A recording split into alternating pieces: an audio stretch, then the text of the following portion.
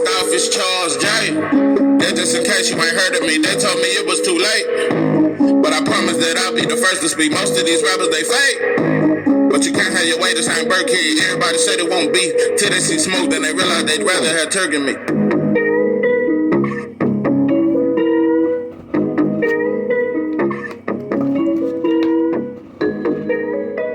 What it do, what it do? It's 903 Boxing. I'm your host, Charles J. Tszyu versus Keith. One time Thurman is official for March 30th.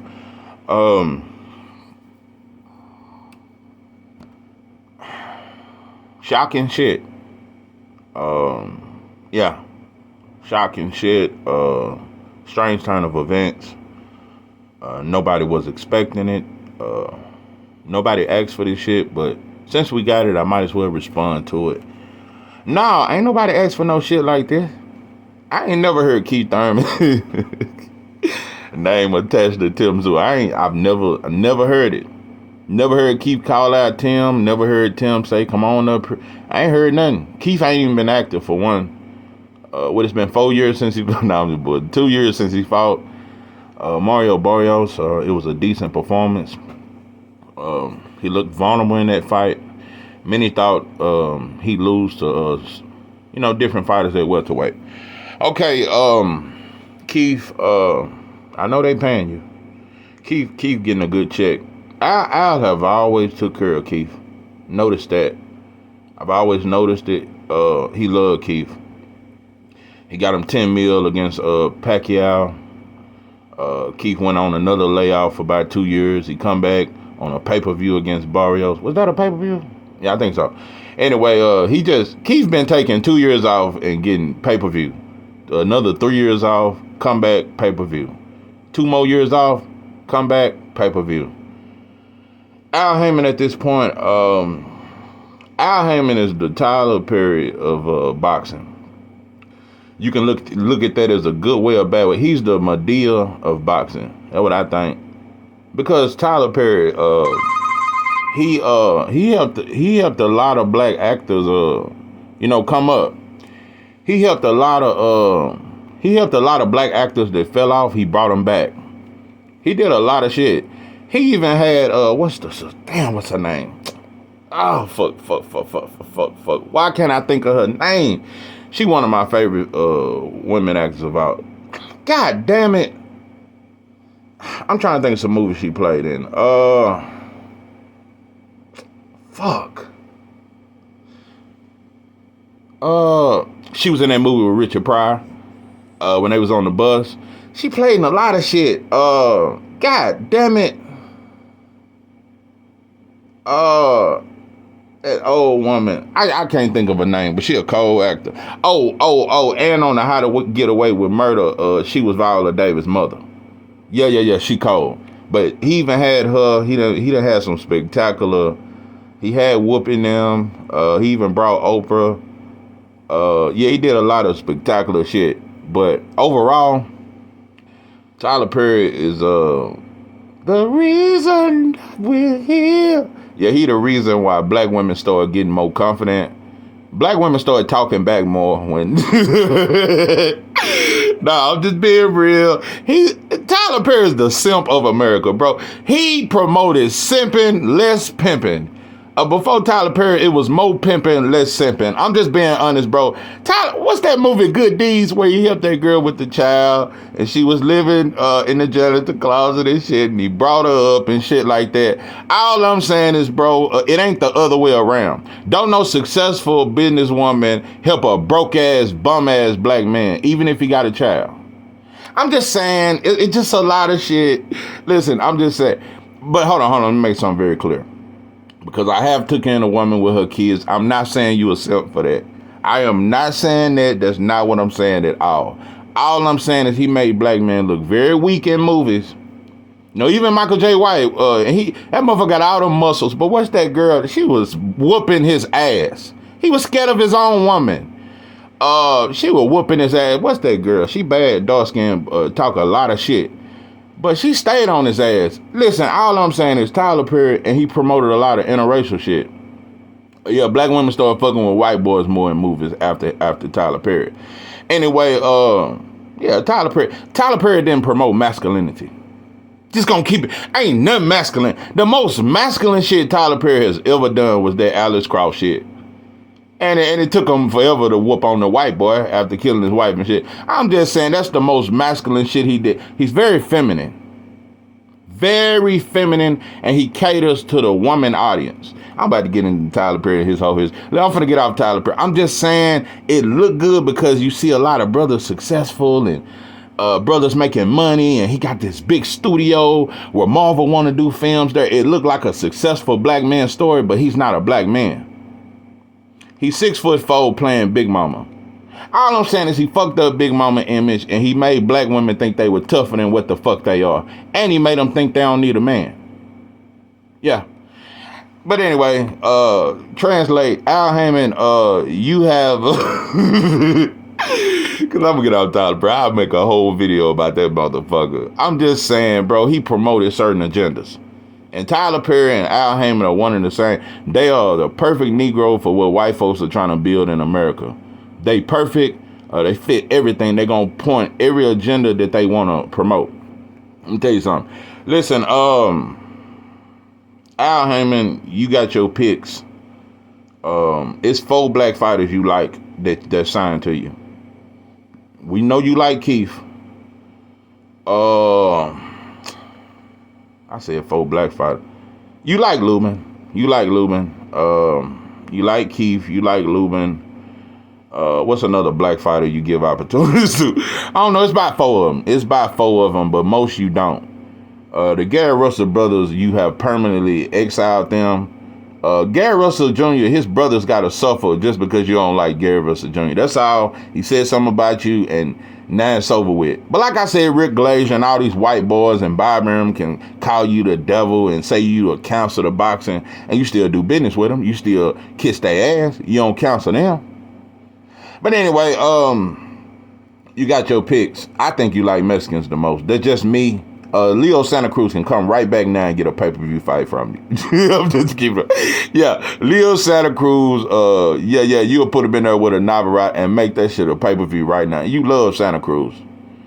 You love Tim Tszyu. I've been peeped that. Yeah. I think you promote Mexicans the most. That's just me. It's 3 black fighters you fuck with. That's it. And you quit fucking with Wilder after he lost. You quit fucking with him, bro. That shit with Spence, you really didn't fuck with him. And you don't fuck with Frank Martin. That's how I just peep the shit. I just peep it. I don't know, but if you do Frank Martin versus Tank, I would go back on that and I say I don't really think you got a lot of investment in Frank Martin. You got more investment in Pitbull Cruz than you do Frank Martin, and that's a fact. PBC does no promotion towards Frank Martin's name. Frank Martin has not grew none of that shit. It's just sad, bro. Y'all don't promote black fighters. You just don't, Al. You just don't do it. You don't, bro. You don't. It ain't one. Tank, that's it, bro. Tank,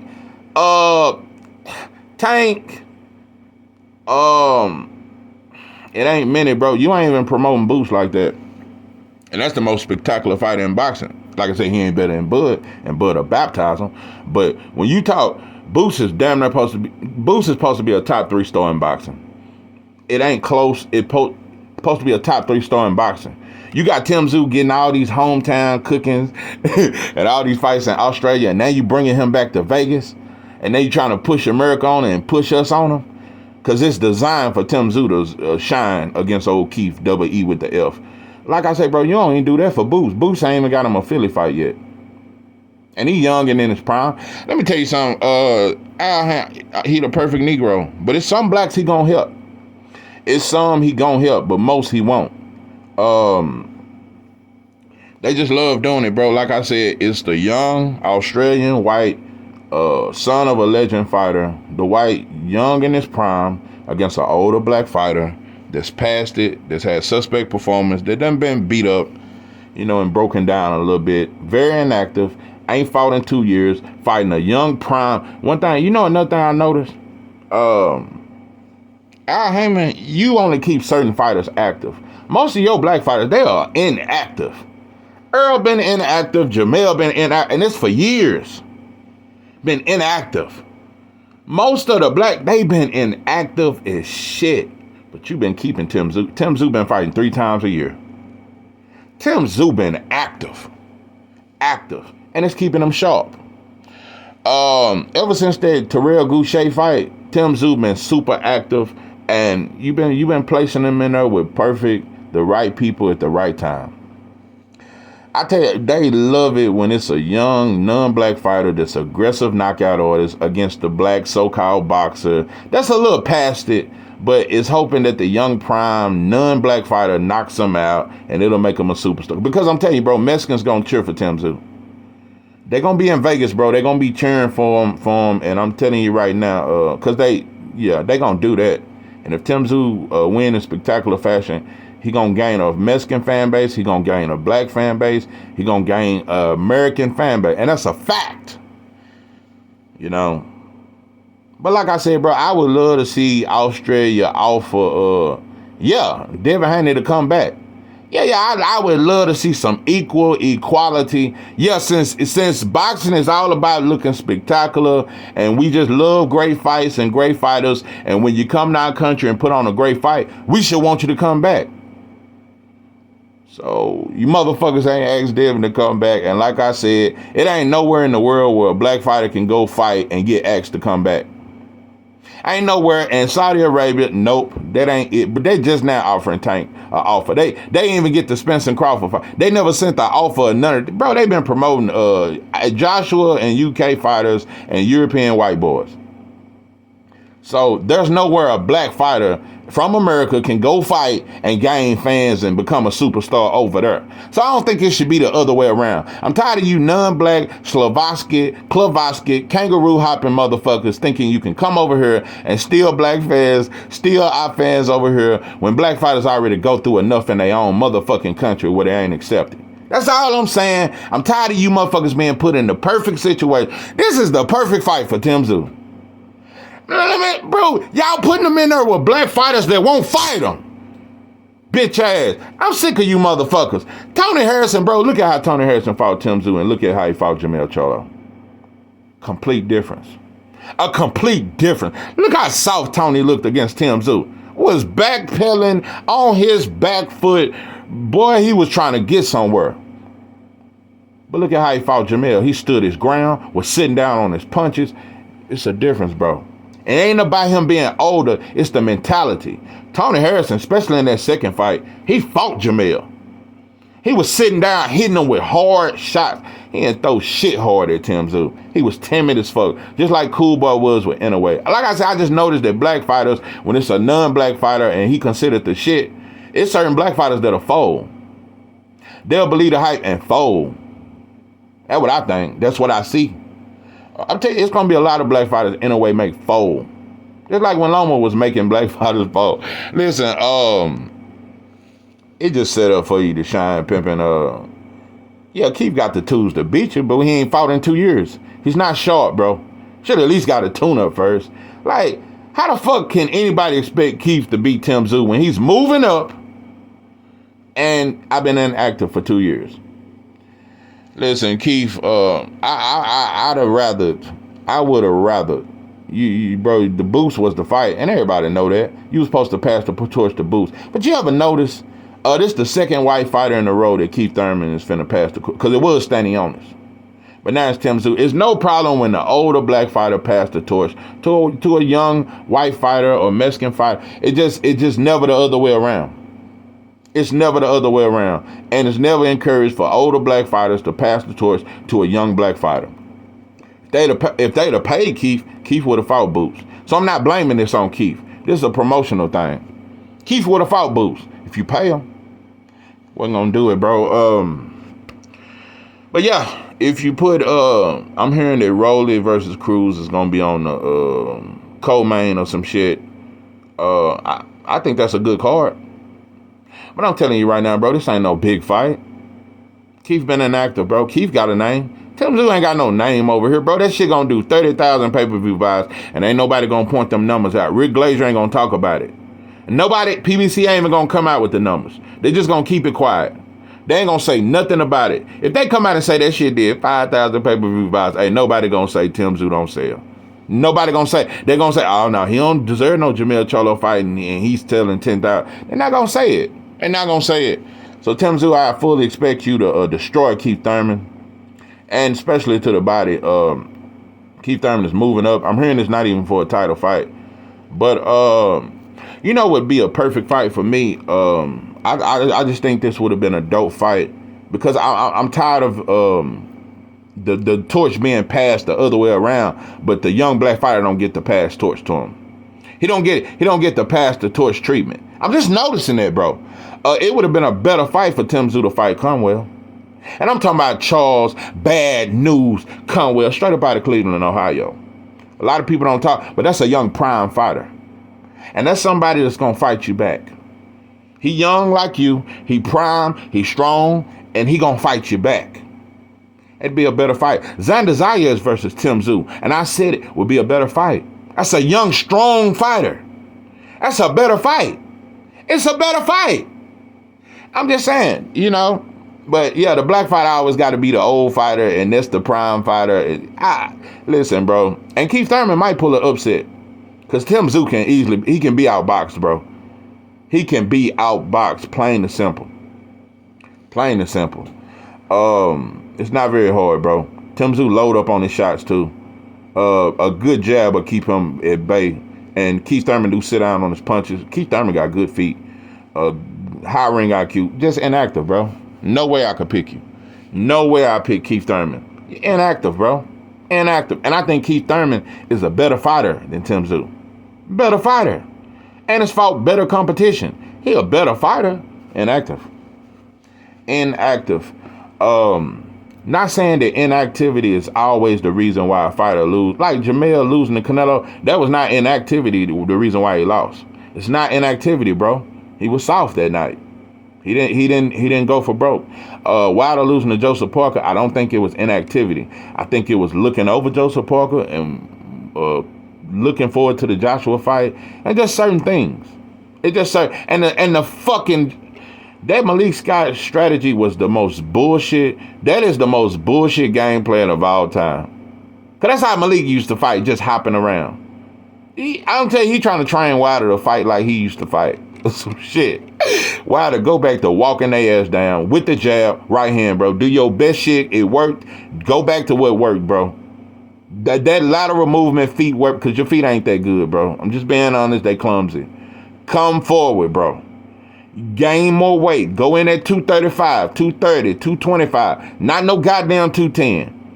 Everybody gonna knock you out. Motherfuckers gonna be wobbling you everywhere you coming in with 210, bro. They gonna bully you. Dylan White will bully Wilder if he come in at 210. Just saying, bro. But anyway, Tim Tszyu is they trying to build you to be a star, bro. I get it.